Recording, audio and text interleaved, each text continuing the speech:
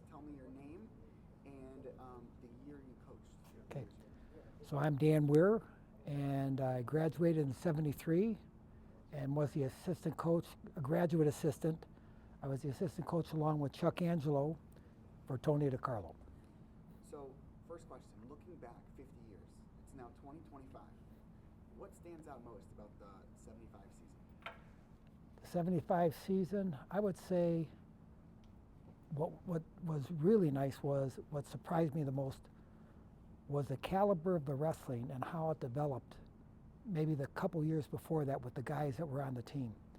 So, when we take a look at Brad Bowman, Mark Haywald, JoJo, Jackie Mulhall, Charles Becks, all those guys improved dramatically over time. I think what struck me was Mark Haywald was probably setting the example on how to make the most of what the opportunity was. That is, he'd set the example in the practices. They'd see how hard he's working out. He'd influence others. And he was, somebody that, I think he was the captain at the time, that made a difference. So that it was nice to see. And we were optimistic going into the tournament. But we were worried too because of a couple things that happened. So let's talk about that, the emotions of the tournament, going into it, being in it, and then realizing you guys had won. What was the team feeling? What were you personally feeling?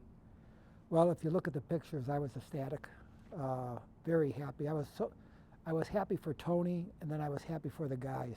Not only the winners, but the rest of the team, because they know, they made the difference. I mean, you take a look at Jackie Mulhall taking second, and, with all the injuries that he had, and he ran up against a guy who wound up placing that year in the Division I tournament, I think third or fifth and Jackie lost him in the finals.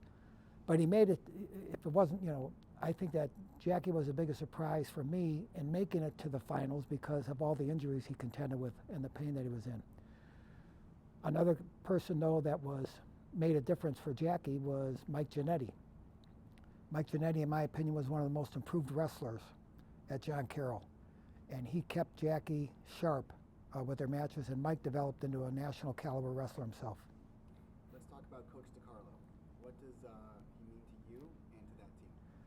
Tony was a lifelong mentor of mine. And to the team, we all inspired to help his dream come true.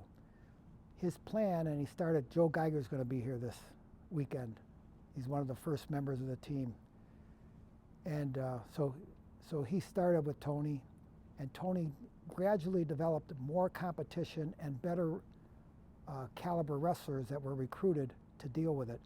When I first started there, it was conference wrestling and things like that, and then in the next couple of years while I was there, we wrestled Division I schools, and we just developed, and that was Tony's vision, and we were a part of it.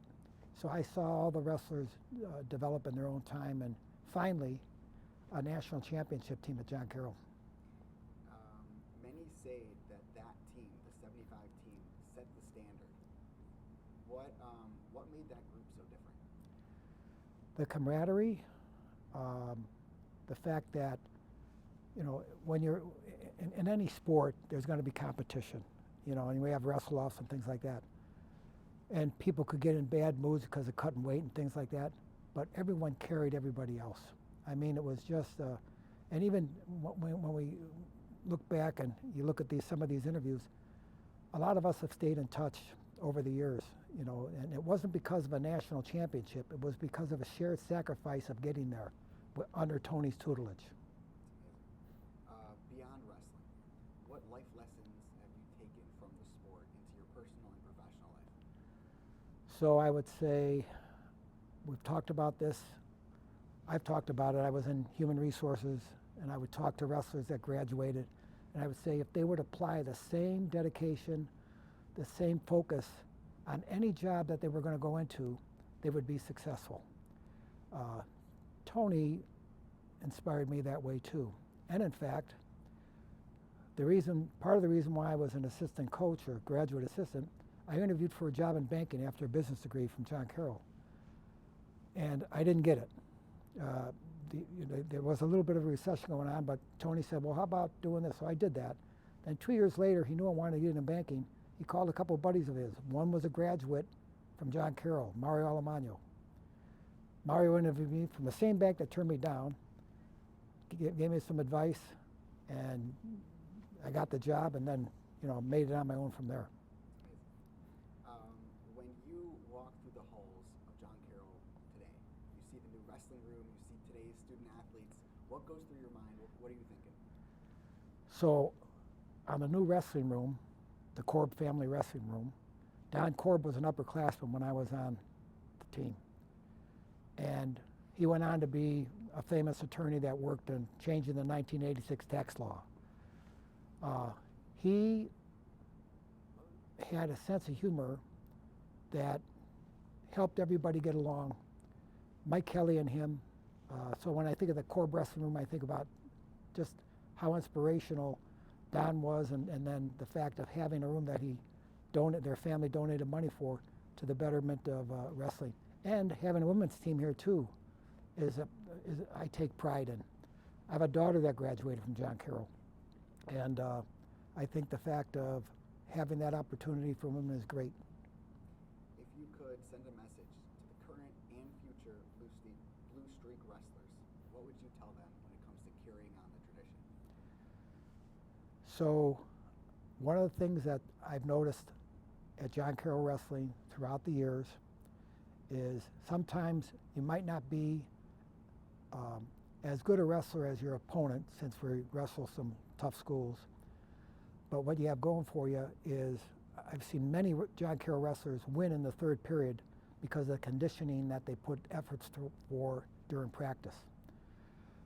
Learning things also, but conditioning has always been something. When you take a look at the number of one-point matches that John Carroll wins, you'd be surprised.